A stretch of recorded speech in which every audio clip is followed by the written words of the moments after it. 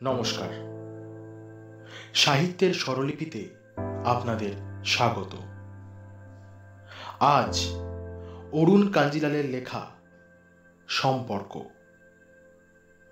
অরুণ কাঞ্জিলালের জন্ম 1954 সালে কলকাতায়।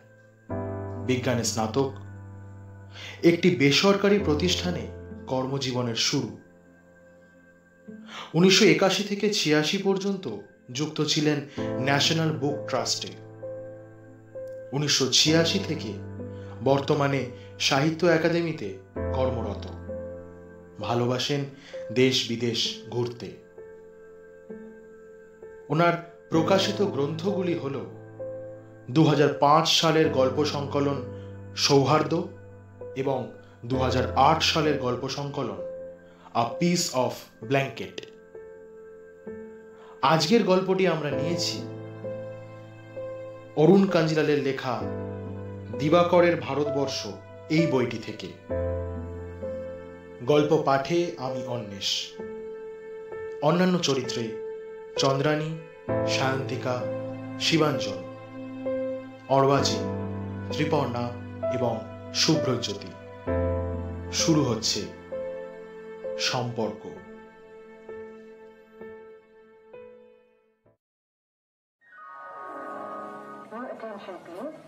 সকালের দিকে হাওড়ায় এসে নামল মৃন্ময়ী। চটের ব্যাগে কিছু আনাজপাতি, 2-3 রকমের ডাল, 1 বোতল ঘানির তেল, একটু খেজুর গুড়। স্টেশন চত্বরে নেমে ভারী বিশ্রী লাগছে। কলকাতার বাস ট্রাম গরমই ভাব, বুক চাপা ভিড়। যতবারই আসে ততবারই বেশি খারাপ লাগে, দিশেহারা লাগে, খেই পায় না। এই বিপজ্জনক শহরে তার এক স্বজনের বাস, সম্পর্কে দাদা। তার জন্যই ছুটে আসা। একটা দীর্ঘশ্বাস ফেলে মৃন্ময়ী। আত্মীয় ক্ষুধা বড় মারাত্মক।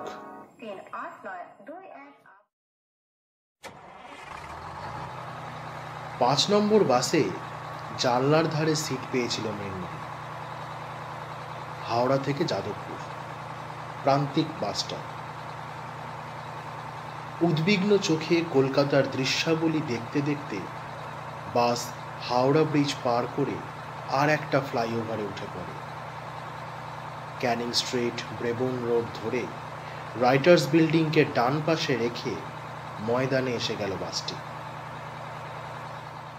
এখানে একটু স্বস্তি। চোখ বুজে ভাবতে থাকে মৃন্ময়ী, বৌদি আজ কেমন ব্যবহার করবে কে জানে। ভালো ব্যবহার কিছু আশা করা যায় না। একটি মাত্র ননদ, কিন্তু তার কোনো খাতির নেই। হয়তো চা জলখাবার খেতেও বলবে না। এর আগে কতবার হয়েছে মৃন্ময়ী শুধু মুখে ফিরে গেছে, তবু সে যায়। একরকম অপমানিত হই ফিরে আসে। দাদার প্রতি তার বড় ভালোবাসা। বিয়ের 20 বছর পার হয়েও সেই ভালোবাসার এতটুকুও ঘাটতি পড়েনি ভেবে একটু হাসে মৃন্ময়ী। ছোটবেলাটা তাদের কেটেছে অন্ডালে। দাদা থাকতো হোস্টেলে। পড়াশোনায় দাদা বরাবরই ভালো। পুজোর ছুটিতে দাদা বাড়ি আসতো, আর আসতো গরমের সময়। দাদাকে ঘিরে বাড়িতে কত জল্পনা কল্পনা, কত আয়োজন। চোখ বুঝলে এখনো মৃন্ময়ী দেখতে পায় সেই অন্ডালের রেল কলোনি, সেই স্কুল, ফুটবল মাঠের পাশে সেই রেলওয়ে কোয়ার্টার, দামোদরের পার, কালী পুজোর রাতে দাদার হাত ধরে আসানসোলে ঠাকুর দেখা এমন কত কি। একবার আসানসোলে ঠাকুর দেখতে গিয়ে দাদা হারিয়ে যায়। আজও ভাবলে গায়ে কাঁটা দেয়। অনেক বেশি রাতে পুলিশ বাড়ি পৌঁছে দিয়ে যায় দাদাকে। এরপরেও দাদা একবার হারিয়ে গিয়েছিল, সেটা স্বেচ্ছায়। কিশোর বয়সে বিয়ে হয়েছিল মৃন্ময়ীর। পাত্র হুগলি জেলার, প্রাথমিক স্কুলের শিক্ষক। পাত্র হিসেবে ছেলেটি তেমন কিছু নয়, কিন্তু তার একটা বড় শখ ছিল। দেশ গাঁয়ের লোকের জমির টান থাকেই, ছেলেটির পরিবারে কিছু বেশি ছিল। ডানকুনি দুর্গাপুর এক্সপ্রেস রোডের ধারে 6 বিঘা চাষের জমি, দো ফসলি। নিজেদের খামার বাড়ি, পাশে কিছুটা বাস্তু। তাছাড়া পাত্র মিষ্টভাষী, অক্রোধী। মৃন্ময়ীর বাবা ছিলেন রেলের কেরানি। স্বল্প আয়ও ছেলেকে মিশনে রেখে পড়াতেন।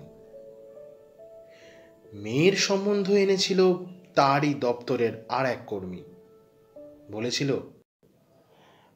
রামহরিদা, হুগলি আর বর্ধমান জেলা হলো লক্ষ্মীর বাথান। ওখানে বিয়ে দিলে তোমার মেয়ে সুখে থাকবে, বহু মানুষের পালক হবে। ও জেলার লোক দুমুঠো ভাতের মায়া করে না। দাদা তখন একটু বড়, যাদবপুর বিশ্ববিদ্যালয়ে ইঞ্জিনিয়ারিং পড়ে। এই বিয়েতে দাদার মত ছিল না। বিয়ের আগের দিন বাবার সঙ্গে দাদার কাজিয়া বাঁধে। দাদা বলে, চাষার সঙ্গে বিয়ে হচ্ছে মৃন্ময়ীর, আমি এই বিয়েতে নেই। পরদিন সকাল থেকেই দাদা বেপাত্তা। কাউকে কিছু না বলে উধাও হয়ে যায়। ফিরে আসে বিয়ে বউ ভাত মিটে যাওয়ার পর। তবু মৃন্ময়ীকে কেউ যদি জিজ্ঞাসা করে তোমার পরম আত্মীয় কে, তবে সে অম্লান বদনে বলবে, দাদা। সম্পর্ক এমনই, এই শব্দের সাথে জুড়ে আছে অতীত, অভ্যাস, আশ্রয়। স্বামী মানুষটা তার ভালো। 5 জন বলে প্রশান্তর মতো লোক হয় না, এমন নিরীহ আর মহৎ দেখা যায় না। মৃন্ময়ীও সেটা মনে প্রাণে বিশ্বাস করে। গায়ের লোকের ঝগড়া কাজিয়া মেটায়, 5 জনের পাশে এসে দাঁড়ায়। তাকে ভালোবাসে না এমন লোক নেই। কিন্তু মৃন্ময়ীর দাদার প্রসঙ্গ উঠলে প্রশান্তর মুখে কাঠিন্য দেখা দেয়। বিয়ের পর সে একবারই যাদবপুর এসেছিল। পুত্র অন্তঃপ্রাণ রামহরিবাবু অবসর নিয়ে যাদবপুরে এসে বাসা নিয়েছিলেন। যাদবপুর তখন মফস্বলের খোলস ছেড়ে শহর হয়ে উঠছে। মানুষের লোভ লালসার শেষ নেই। ফাঁকা জমিগুলো ভর্তি হয়ে যাচ্ছে ক্রমে ক্রমে, বাড়ি আর বাড়ি। ডিফর্ম, ইমোরাল একটা জায়গা। চিরটাকাল ফাঁকা জায়গায় থাকা রামহরিবাবু খুব তাড়াতাড়ি অসুস্থ হয়ে পড়লেন। মৃত্যুশয্যায় তাকে দেখতে এসেছিল প্রশান্ত, ওই একবারই, এরপর আর নয়। বিয়ের দিন মৃন্ময়ীর দাদার অন্তর্ধান তার গ্রামীণ আত্মসম্মানে ভীষণভাবে আঘাত করেছিল। রাস্তা ফুরিয়ে যায়। যাদবপুর পৌঁছতে পৌঁছতে রোদ চড়ে যায়। মৃন্ময়ী গায়ের চাদরটা খুলে ফেলে। বাসাবাড়ি পাল্টে দাদা ফ্ল্যাট নিয়েছে। কুণ্ঠিত পায়ে ফ্ল্যাট বাড়ির 3 তলার উঠে এসে কলিং বেল বাজায়। দরজা খোলে না। ভেতর থেকে বৌদি বলে, কে? মৃন্ময়ী নত মুখে বলে, আমি তোমার ননদ, মৃন্ময়ী। দরজা খুলে যায়। ভারী ঝগড়াটে চেহারা, তবে সুন্দরী। ভিতরে আসতে বলার প্রয়োজন বোধ করে না, বলে, ও মৃন্ময়ী ঘরে যাবে কিনা স্থির করতে না পেরে দ্বিধাগ্রস্ত হয়ে বলে, দাদা ঘরে নেই? আছে, সবে ঘুম থেকে উঠেছে। আসলে কিছুদিন হলেও ওর শরীরটা ভালো নেই। মৃন্ময়ী ঘড়িতে দেখে বেলা 11টা। শীতের দিনে অনেক বেলা। একবার ভাবে এখান থেকে ফিরে যাবে, তবু সে দ্বিধা নিয়ে দাঁড়িয়ে থাকে। বৌদি এবার বলে, তুমি ঘরে এসে বসো, আমি শুভ্রকে এক্ষুনি ডেকে আনছি। ঘরে এসে চটের ব্যাগটা এগিয়ে দেয় মৃন্ময়ী। বৌদি গলায় যথেষ্ট ধার তুলে বলে, তুমি রোজ রোজ কেন এসব নিয়ে আসো বলো তো? আর 5 জনে কি ভাবে? সামনের ঘরটা ঠিক ড্রয়িং রুম নয়, লিভিং রুম। একধারে মস্ত সোফা কাম বেড, তার উপরে কুশন পেতে বসবার ব্যবস্থা। পাশেই ডিভিডি প্লেয়ার, মস্ত কালার টিভি। টিভির ওপরে লাফিং বুদ্ধ, অপরদিকে ডাইনিং টেবিল। প্রায় 1000 স্কোয়ার ফিটের ফ্ল্যাট। থাকার মধ্যে দাদা এবং বৌদি। একমাত্র ছেলে কৌশিক থাকে বেঙ্গালুরুতে, ইঞ্জিনিয়ারিং পড়ে। পুরোদস্তুর সচ্ছল পরিবার। দাদা এখনো চাকরি করেন, কলকাতায় দপ্তর, দুর্গাপুরে কারখানা। ঘরটায় একটা আবছা অন্ধকার। একা বসে থাকতে থাকতে মৃন্ময়ী বড় অস্বস্তি বোধ করে। কলকাতার এই দেশলাই বাক্সের মতো ফ্ল্যাট বাড়িতে মানুষ যে কি করে দিনের পর দিন থাকে, তা আজকাল ভাবতে বড় অবাক লাগে। কলকাতার প্রতি তার মোহ আছে, কিন্তু ভালোবাসা নেই। ভালোবাসা জন্মায় সেখানে যেখানে জনপদে মানুষ চাষ করে, গাছ লাগায়, ফল খেয়ে তার খোসাটি গৃহপালিত পশুর মুখে ধরে, বীজটা মাটিতে পুঁতে দেয়। সেখান থেকেই নতুন উদ্ভিদ জন্ম নেয়। ভালোবাসা জন্মায় সেখানে। বৌদি ঘরের ভিতর থেকে ঘুরে এসে বলে, তুমি বসো, শুভ্র এক্ষুনি আসছে। লজ্জায় মৃন্ময়ী মুখ ফিরিয়ে নেয়। ননদ নন্দাইয়ের সামনে স্বামীর নাম ধরে ডাকা একসময় লজ্জার ব্যাপার ছিল। এরা কিছু শেখেনি, শেখালেও মানবে না। মৃন্ময়ী হঠাৎ প্রশ্ন করে, কৌশিকের পইতে দেবে না বৌদি? না, এসবে ওদের তেমন বিশ্বাস নেই।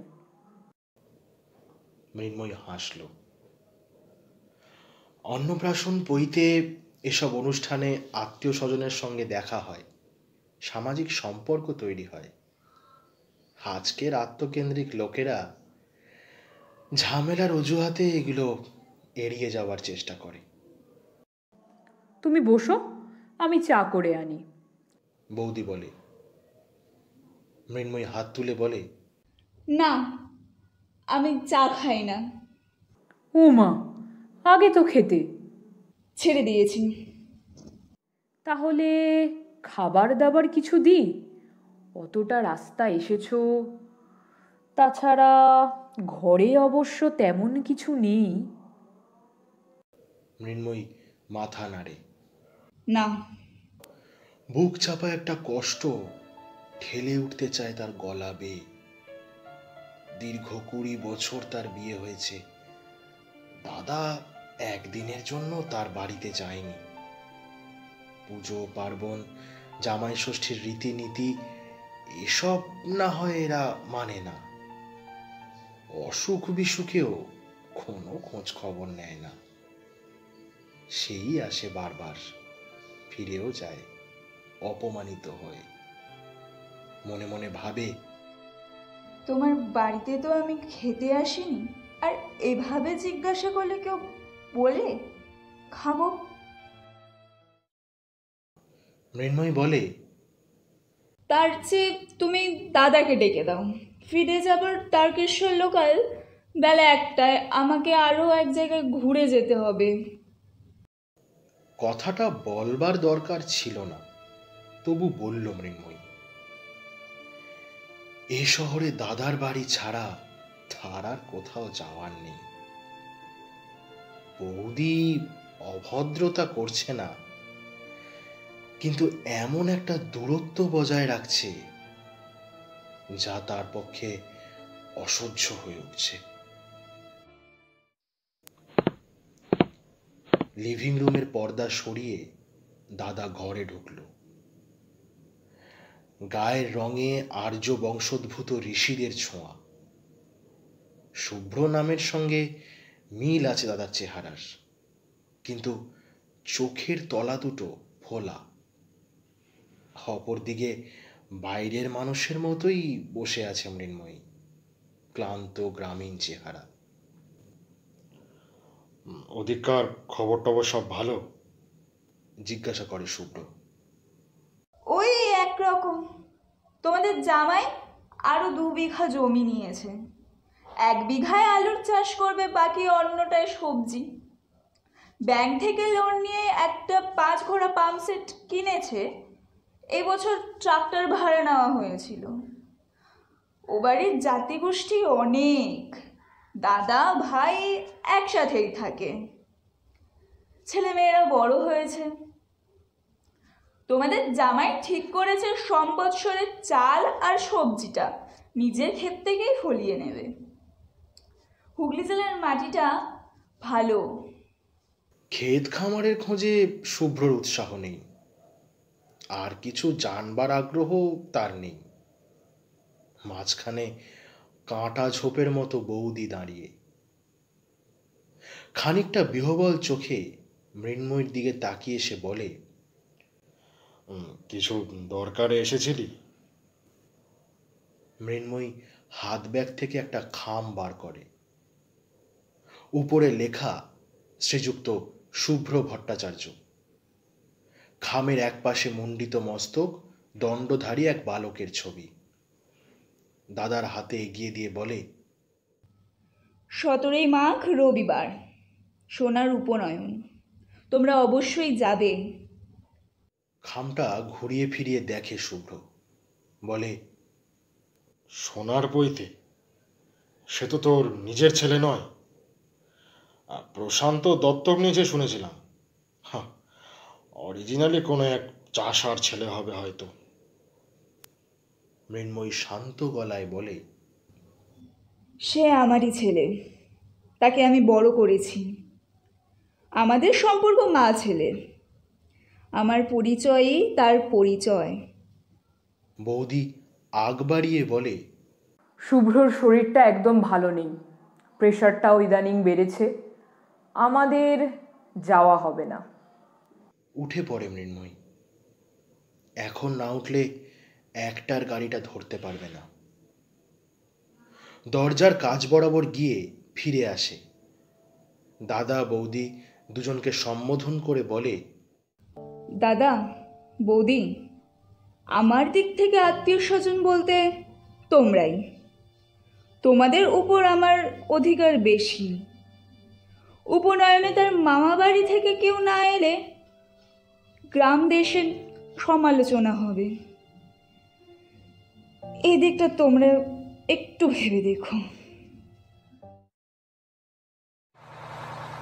ডানকুনি দুর্গাপুর এক্সপ্রেসওয়ের ধারে বাসটা থেমে গেল।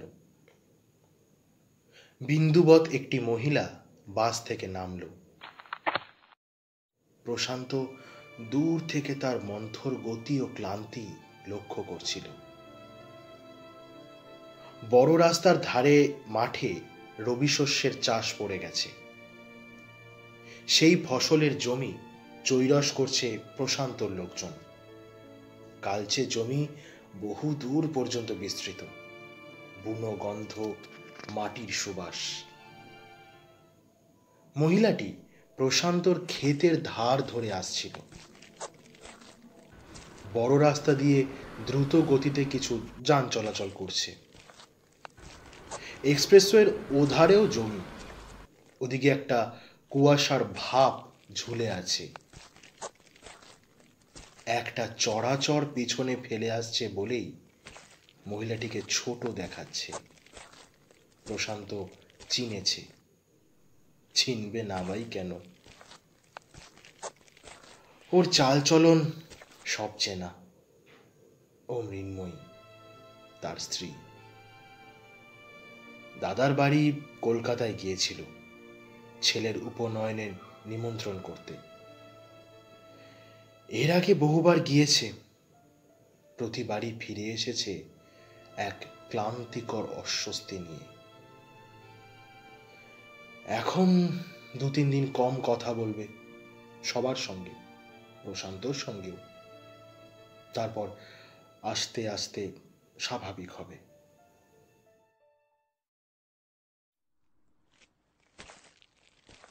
একটু সময় নিয়ে মৃন্ময়ী মাঠ পার করে আসে। খামারে ঢোকার আগে কিছুটা গাছগাছালি, আড়াল পড়ে যায় মৃন্ময়ী। আরো কিছুক্ষণ মনীষদের কাজকর্ম দেখে প্রশান্ত ঘরে আসতে আসতে শীতের বেলা ফুরিয়ে যায়। দরজায় দাঁড়িয়ে দেখে মৃন্ময়ী শাড়ি ছেড়ে থিতু হয়ে বসেছে খাটের মাঝখানটিতে। শব্দ পেয়ে ঘাড় ঘুরিয়ে দেখে। তা দাদা বৌদি ভালো আছেন? আছে একরকম। দাদার প্রেশারটা বেশির দিকে। আসবেন বলেছেন সোনার পৈতেতে? একটু থম মেরে থাকে মৃন্ময়ী। প্রবল বৃষ্টির আগে আকাশ যেমন থম মেরে থাকে তেমন। কিছুক্ষণ পর মুখ তুলে বলে, আর যাব না দাদা বাড়ি। কথাটা বলে যেন প্রশান্তর সম্মতি চায়। তুমি কি বলো? প্রশান্ত একটু স্মিত হাসে। সেই প্রথম যৌবনের অভিমান তার আর ভাঙেনি। কিন্তু নিজের অভিমান নিয়ে সে নিজেই আছে। স্ত্রীকে কোনো কিছুতেই সে বাধ্য করে না। বলে, আমার মতামতের কোনো দাম কি তুমি দেবে কোনোদিন? ওদের কথার মধ্যে কোথা থেকে সোনা এসে জড়িয়ে ধরল মৃন্ময়ীকে। এখনো 13 বছর পার হয়নি, কিন্তু চেহারায় পরিপূর্ণ কিশোর। শুধু সুকুমার মুখটি তার শৈশব ধরে রেখেছে। কয়েকদিন পর তার উপনয়ন। মৃন্ময়ী বলে, হ্যাঁ রে, কিছু বলবি? মা, আমার পৈতেতে কাঙালি ভোজন হবে না মা? মৃন্ময়ী ভাবে অন্য কথা। রক্তের সম্পর্কই কি সব? এ ছেলে তো তাদের রক্ত মাংসের নয়। তবে সে কি করে পেল প্রশান্তর মতো হৃদয়ের প্রসারতা? বাবার সর্বক্ষণের ন্যাওটা।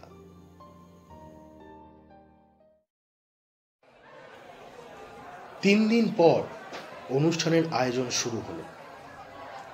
ডেকোরেটরের লোক এসে দরজায় রেশমি কাপড়ের ঝালর বাঁধল। ইলেকট্রিশিয়ান প্রবেশপথের দুধারে ছোট ছোট টুনি ঝোলালো। গ্রাম পঞ্চায়েতের খাবার জলের ট্রেলার এসেছে। একটা ঠেলা গাড়িতে জেনারেটর এলো।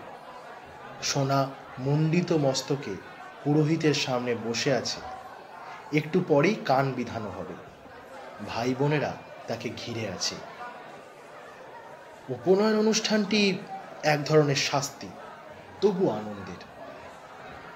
ভিএনের সামনে চেয়ার পেতে বসে আছে প্রশান্তর বরদা, শ্রী সুশান্ত মুখার্জি। তার কোলে হুগলি বার্তা। বিশাল কড়ায় ছেঁচড়া চেপেছে। একজন জোগাড়ে ঠ্যাং ঠ্যাং করে হামানদিস্তায় মশলা ঠুকছে। একজন উবু হয়ে বসে আলু কাটছে। হালুইকরের নাম ভাস্কর, উৎকলে নিবাস, তারকেশ্বরে স্থানীয় ডেরা। প্রায় 500 লোকের পাত পড়বে। গ্রাম দেশে সংখ্যাটা বিরাট, কিন্তু মুখার্জিদের বাড়িতে যে কোনো অনুষ্ঠানে দুপুর থেকে চলে কাঙালি ভোজন। নৌকোর হাল চালাবার মতো করে খুন্তি চালাচ্ছে ভাস্কর। পান মুখে বিনয় গুমর প্রকাশ হয়ে পড়ছে। বাইরে একটা শোরগোল। কলকাতা থেকে ব্যান্ড পার্টি এলো, গায়ে রঙিন জামা, জরির বড়। গ্রামের ছোট ছোট ছেলেমেয়েরা তাদের ঘিরে ফেলেছে। প্রথম থেকেই অনুষ্ঠানের সব কাজই মৃন্ময়ী সামলাচ্ছে। রান্নার ঘর, ভাঁড়ার ঘর, খাবারের ঘর, পুজোর ঘর, চোরকি ঘুরে বেড়াচ্ছে মৃন্ময়ী। কাঙালি ভোজন পর্ব শেষ হয়েছে বিকেল 4টে। নতুন তোয়ালে কোমরে জড়িয়ে গ্রামের যুবক ছেলেরা পেতলের বালতি আর হাতা নিয়ে ঘুরপাক খেয়েছে সারাটা দিন। সকলেই প্রায় ক্লান্ত। রাতের খাওয়া শুরু হবে 8টায়। পরিবেশকরা একটু হাত পা ছড়িয়ে বসেছে। প্রশান্ত গ্রামের কিছু বিশিষ্ট লোকজনকে নিমন্ত্রণ করেছে। স্কুলের হেডমাস্টার, গ্রামীণ ব্যাংকের ম্যানেজার, থানার ওসি, পোস্টমাস্টার, এদেরকে। গ্রাম সমাজে মেলামেশা একটা উপলক্ষ। সন্ধে থেকেই প্রশান্তর সঙ্গে দাঁড়িয়ে অভ্যাগতদের অভ্যর্থনা করছিল মৃন্ময়ী। কিন্তু এরই মাঝে প্রশান্তর এক জ্যাঠতুতো বোন বলে বসল, তোমার দাদাদের তো দেখছি না বৌদি, এখনো কি তাদের গোসা মেটেনি? অনেকদিন তো হয়ে গেল। চিরটা কাল এক স্বজনের বাস মৃন্ময়ের বুকের মধ্যে। অনুষ্ঠানের ব্যস্ততায় তাকে ভুলেছিল। সেখানে যেন একটা কাঁটা পট করে কে বিধিয়ে দিল। হয়তো তুচ্ছ ঘটনা, কিন্তু ঘটনাকে উচ্চ করে নিয়ে অভিমানের শয্যা নিল সে।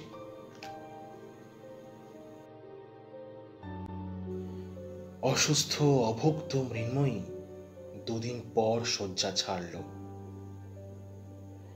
ডেকোরেটরের লোক প্যান্ডেল খুলে নিয়ে গেছে। ব্যান্ড পার্টি বকশিস নিয়ে কলকাতায় ফিরে গেছে। সেলোফেন কাগজ খড়খড় করে বাতাসে উঠছে। খামারের একদিকে শুকনো কলা পাতা আর মাটির গ্লাস জড়ো করা। বাতাসে একটা আঁশটে গন্ধ। শুধু গ্রাম পঞ্চায়েতের জলের ট্রেলারটি তখনও ঠায় দাঁড়িয়ে। শরীরটা বসে নেই মৃন্ময়ীর। খোলা বারান্দায় বসে সে দূরের দিকে তাকিয়েছিল। দেখতে না দেখতে একটা জীবনে কেমন যেন সন্ধ্যা নেমে এলো। তেমন করে বুঝতেই পারল না মৃন্ময়ী। এই তো সেদিন সে খুকিটি ছিল। অন্ডাল স্টেশনের ধারে তাদের পরিচিত পাড়ায় রাস্তাঘাটে খেলে বেরিয়েছে। বিয়ের পরের কথা তেমন ভাবে মনে পড়ে না, কিন্তু ওই বয়সের কথা ঠিক মনে পড়ে। ঠিক যেন বায়োস্কোপের ছবি। রেল কলোনির খোলামেলা প্রান্তর, সেখানে বৃষ্টি পড়ত, শীতের কুয়াশা ঘিরে থাকত, রোদ উঠত। সবাই যেন বুক কেমন করা এক অদ্ভুত গন্ধ মাখা। গরমের ছুটিতে দাদা বাড়ি এলে দাদার সঙ্গে দামোদরের পাড় ধরে বেরিয়ে আসা। দাদার শখ ছিল সাঁতার কাটা। ছোট বোনটিকে সঙ্গে নিয়ে গ্রীষ্মের দুপুরে অপরিসর দামোদর সে সাঁতরে পার হতো। মৃন্ময়ী পাড়ে বসে দাদার জামা কাপড় সামলাত। এসব কি গত জন্মের কথা? সেই স্বপ্নের ছেলেবেলা থেকে এক হ্যাচকা টানে কোন এক অজানা পথে রওনা হলো একদিন। হুগলি থেকে বর এলো টোপর পরে।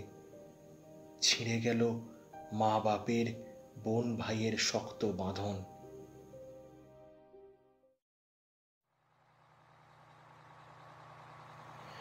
একটা মোটর গাড়ি এক্সপ্রেসওয়ে ছেড়ে মাটির রাস্তায় নেমে আসছে।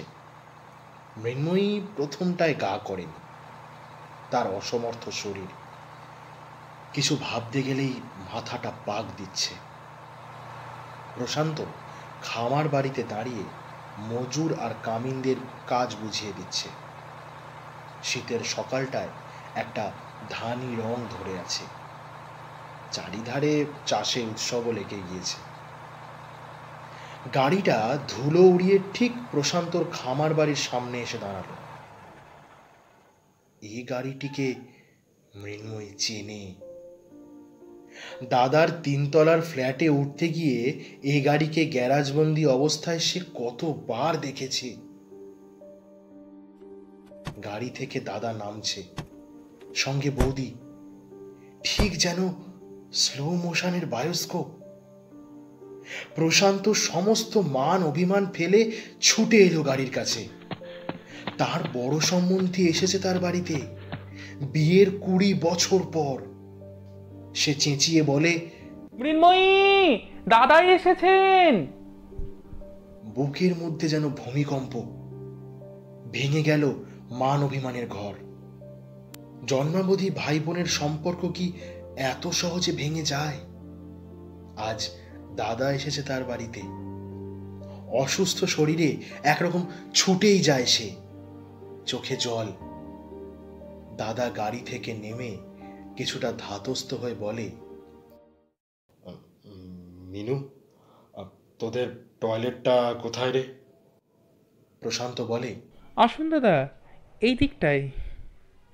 দাদা একটু অপ্রতিভ হয়ে বলে, আমি নয়, তোমাদের বৌদি। সকাল থেকেই ওর স্টমাক ডিসঅর্ডার। এই পথেই দুর্গাপুর যাচ্ছিলাম অফিসের কাজে। আসলে যেখানে সেখানে খোলা আকাশের নিচে তো কাজটা সারা যায় না, আফটার অল মেয়ে ছেলে। তাই ভাবলাম মৃন্ময়ীর বাড়ি তো রাস্তার ওপরেই, তাই গাড়িটা ঘুরিয়ে নিলাম। একটা বাজ পড়া তাল গাছের মতো দাঁড়িয়ে রইল মৃন্ময়ী।